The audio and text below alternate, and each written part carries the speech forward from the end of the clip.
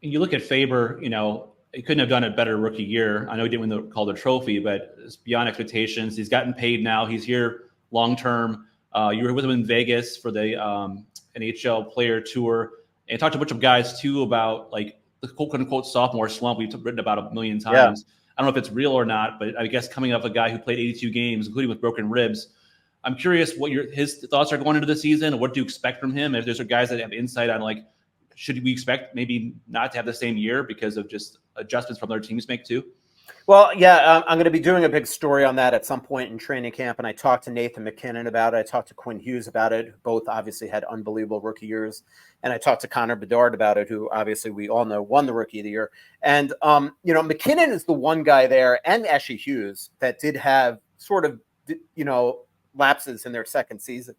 And the one thing that McKinnon definitely told me is that, you almost lose your fear factor in year two.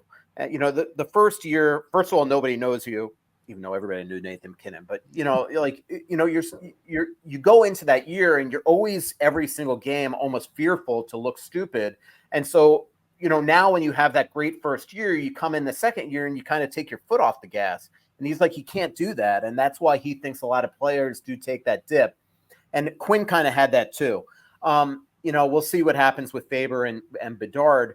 But Faber has a really good mentality about it. He thinks a lot of it is stats. And he just thinks that even if his stats come down, which again, if he's not on the top power play unit, it's probably going to invariably come down.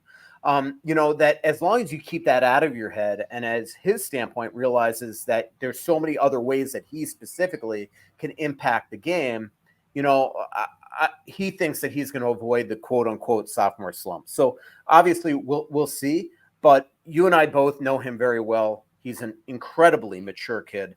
He's built like a tank. And he's just got this great mentality about him. So I'm really not worried about him at all. I just think that we all, if his numbers come down based on the fact that he is getting now less ice time, because obviously if Spurgeon is healthy, you're now going to even out your first and second pair ice time. And then having Chisholm and Bogosian on your third pair, they're much better set than they were going into last season. You're going to lower the ice time. That's going to probably take away some of his offensive numbers. So as long as we all keep that out of our head and stop thinking that maybe he's having a worse year, I think that we'll all be fine with him. But the one thing I'll tell you about Faber in Vegas, Joe, is man, was he in his element. And I joked on my podcast the other day with LaPanta that bad news for Faber, because probably every city he goes to this year, every NHL writer or broadcasters could be like, ask Sickman and Dylan and Jackson, hey, can I talk to Faber today? Because his personality just shone out there. He was so humbled to be there. First of all, amongst all these NHL stars, the Dreisaitl's, the Forsbergs, the McDavids, the Crosbys, and all that, to be part of that, I think he was super excited.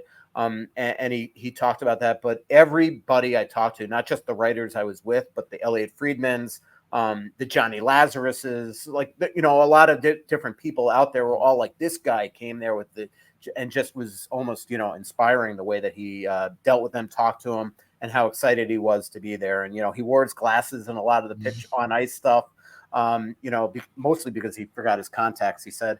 But it was he just got into it. And I just think that says a lot about him, because, a lot of these players, they don't want to come. A lot of guys, let's be honest, Cole Perfetti was there for Winnipeg. Why? Probably because some guys in Winnipeg didn't want to go out there. I mean, some players just don't want to be there.